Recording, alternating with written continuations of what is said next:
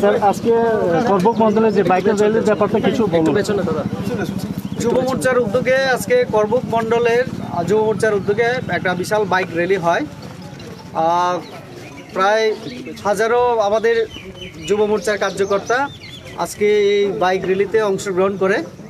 এই বাইক র্যালির আমাদের একটাই কথা যে আমাদের ত্রিপুরা রাজ্যে আমাদের বিপ্লব কুমার দেব মুখ্যমন্ত্রীর নেতৃত্বে এবং আমাদের জিষ্ণু দেববর্মন উপমুখ্যমন্ত্রী এই দুজনের নেতৃত্বে যেভাবে আমাদের সরকার কাজ করছে, সবকা সাথ সবকা বিকাশ এবং সবকা বিশ্বাস, এই যে উন্নয়নের যে গতিধারা, শান্তি সম্প্রীতি আমাদের রাজ্যের মধ্যে যে বিরাজ করছে, সেটাকে আমাদের ধরে রাখতে হবে। আগামী নির্বাচন আমাদের এডিসি হবে। এডিসি নির্বাচন অনেক কারণে গুরুত্বপূর্ণ।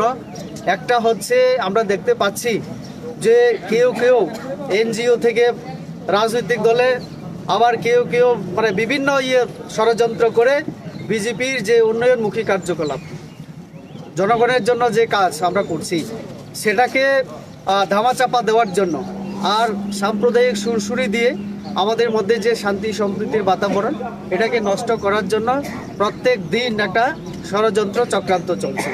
তো কাজেই ফাংশন নাম করে আমাদের মধ্যে বিভাজনের চেষ্টা করা হচ্ছে।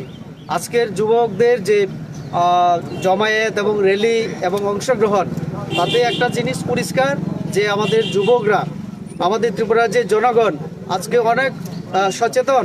তারা বুঝতে পারে এরকম যে থানসা হওয়ার আহ্বান, এরকম আঞ্চলিক দলগুলির মিলিত প্রয়াস অতীতেও হয়েছিল অনেকবার। কোনো সময় আমরা দেখেছি পয়লা জাতীয় পার্টি, সেটা ফ্লপ হয়েছে। তারপরে বলছে যে আমরা স্বাধীন ত্রিপুরা চাই বা আলাদা ত্রিপুরা রাজ্য চাই, ত্রিপুরাল্যান্ড। এখন আরেকটা নতুন শব্দ জুড়ে গেল, সেখানে কি বলে গ্রেটার ত্রিপুরাল্যান্ড। তো যেখানে ত্রিপুরাল্যান্ডই হয় না, আবার গ্রেটার ত্রিপুরাল্যান্ড, আবার সেখানে বাংলাদেশকে, মায়ানমারকে সেই গ্রেটার ত্রিপুরাল্যান্ডের মধ্যে নিয়ে আসার চেষ্টা হচ্ছে। তো কাজে এটা মানুষকে বিভ্রান্ত করা, ভুল পথে পরিচালিত করে মানুষকে বোকা বানানো ছাড়া আর কিছু না। কাজে ওই সমস্ত দলে যারাই আজকে যাচ্ছে, তারা আগে থেকেই ওই দলেই ছিল।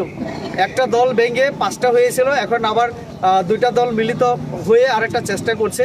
কাজেই জনগণ তাদের ব্যাপারে বুঝে, এই নেতাদের সম্পর্কে পরিষ্কার আমাদের জনগণের ধারণা আছে।